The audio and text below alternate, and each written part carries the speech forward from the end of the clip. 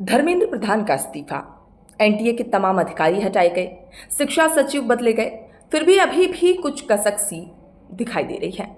दरअसल एक तरफ यूपी सरकार को खुली धमकियां दी जा रही हैं। बिहार में विरोध प्रदर्शन करने की बात, जहां बीजेपी सरकार है वहां पर भी विरोध प्रदर्शन करने की बात कही जा रही है। दूसरी तरफ पंजाब, कर्नाटक और झारखंड की पेपर लीक पर पूरी चुप्पी है। पेपर लीक सिर्फ परीक्षा संकट नहीं बल्कि करोड़ों छात्रों के भविष्य का सबसे बड़ा सवाल है और अब उस पर भी सवाल उठते नजर आ रहे हैं। एक सवाल ये भी है कि क्या लड़ाई छात्रों के लिए है या सिर्फ राजनीति के लिए? क्या जवाबदेही हर राज्य से मांगी जाएगी या सिर्फ वहीं जहां राजनीतिक फायदा दिखाई दे रहा हो? ये वीडियो देखिए और खुद ही बताइए कि आपका इस पर क्या सोचना है। आप लोग जीते हैं, आप लोगों का पक्ष आया। एक सवाल यही सवाल सब लोग पूछ रहे हैं कि क्या जहां जहां पेपर लीक हो रहे हैं जिन जिन राज्यों में, क्या उन राज्यों में भी सीजेपी का इस तरीके का प्रदर्शन देखने को मिलेगा? नहीं, चाहे पंजाब हो, कर्नाटक हो। भाई पैर दब जाएगा। आशुतोष रोकना भैया, भाई मेरे को बैठने देना। ये शीशे चढ़ाओ ना इसके। सौरभ, क्या बाकी राज्यों में भी सीजेपी इस तरीके से प्रोटेस्ट करेगी? आशुतोष, आम आदमी पार्टी को आपने मंच दिया, आम आदमी पार्टी को आपने मंच दिया, क्या पंजाब में करेंगे? पंजाब में करेंगे, पंजाब में आम आदमी पार्टी को। तो देखा आपने, जब सीजेपी से पंजाब के विषय में पूछा जाता है कि क्या सीजेपी का विरोध प्रदर्शन पंजाब में भी देखने को मिलेगा, सौरभ और आशुतोष रांका गाड़ी का दरवाजा बंद करके भाग निकलते हैं और बिना स्पष्ट उत्तर दिए वहां से निकलने की कोशिश करते हैं। अब सवाल लगातार सीजेपी से पूछे जाते रहेंगे। अगर इसका उचित जवाब नहीं दिया गया तो सीजेपी की क्रेडिबिलिटी भी शून्य हो जाएगी, क्योंकि छात्रों ने उन्हें आरंभ मानकर इतना बड़ा आंदोलन शुरू किया। उन्हीं के प्रतिनिधित्व में वो ये आंदोलन कर पाए हैं और प्रतिनिधित्व करने के लिए वो ही आगे आए हैं, तो सवाल भी आखिर उनसे ही पूछा जाएगा। अब अगर संक्षेप में पेपर लीक के पूरे रिकॉर्ड की बात कर लें तो अभी तक नीट में अब तक करीब 5 बड़े पेपर लीक हो चुके हैं। डेटा की बात कर रहे हैं, डेटा आपको समझाने की कोशिश करते हैं।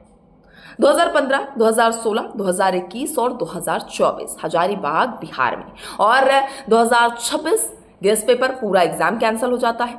2002 और 2025 तक 45 बड़े पेपर लीक अब तक हो चुके हैं। ये पूरा डेटा है अब तक के बड़े पेपर लीक मामलों का।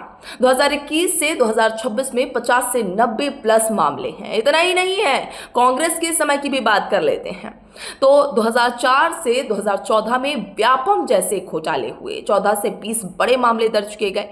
बीजेपी के समय की बात करते हैं तो 2014 से 2026 यानी उनकी सरकार तक 23 से 45 प्लस बड़े मामले नजर आए हैं। वहीं नीट 2026 में पूरा सिस्टम हिल जाता है।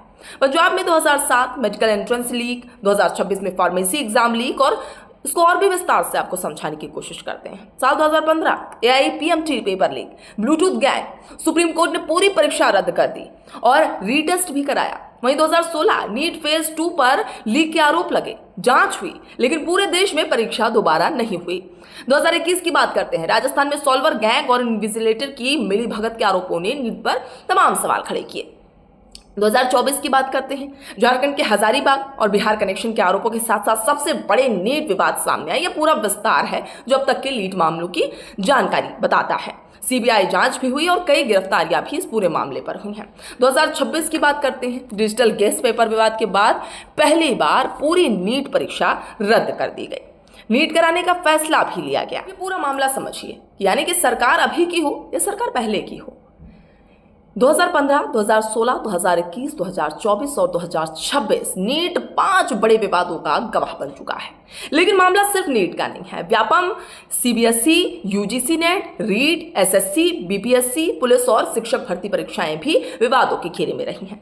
बिहार की बात कर लें, झारखंड की बात करें, राजस्थान, उत्तर प्रदेश, मध्य प्रदेश, पंजाब समेत कई राज्यों में अलग अलग समय पर परीक्षा प्रणाली सवालों के घेरे में रही है, यानी हर राज्य में इस तरह की घटनाएं सामने आई हैं। वहीं कर्नाटक में और अन्य राज्यों में फ्रस्ट्रेशन की वजह से स्टूडेंट्स सुसाइड कर रहे हैं। तो अब सवाल राजनीति पर भी उठेंगे। क्या हर पेपर लीक पर एक जैसी ही आवाज उठती है? क्या हर राज्य से समान जवाबदेही मांगी जाती है? भले ही और सख्त एंटी पेपर लीक कानून लाया गया हो, लेकिन फिर भी ये वारदातें रुकेंगी कैसे और कब रुकेंगी? सिर्फ कार्रवाई नहीं बल्कि पूरी परीक्षा व्यवस्था को सुरक्षित बनाना ही असली समाधान हो सकता है। क्योंकि छात्रों की बात है और छात्र कोई छोटा या बड़ा नहीं होता, हर वर्ग का छात्र समान अधिकार पाने का हकदार है। आरक्षण पर भी बहस हो रही है। छात्रों को दिक्कत सिर्फ एक ही लहर तरफ से नहीं है, पेपर लीक का नुकसान हर वर्ग के मेहनती छात्र को होता है। इसलिए सबसे पहले जरूरत तो यही है कि दोषियों पर सख्त कार्रवाई हो और निष्पक्ष जवाबदेही हो। पेपर खरीदने वाले को, पेपर बांटने वाले को और पेपर बाय करने वाले को और पेपर को जो भी इस तरीके से लीक करने की कोशिश करता हूं, सब पर कार्रवाई, निष्पक्ष जवाबदेही चाहिए। सवाल सीधा है, क्या हर पेपर लीक पर एक जैसा विरोध होगा?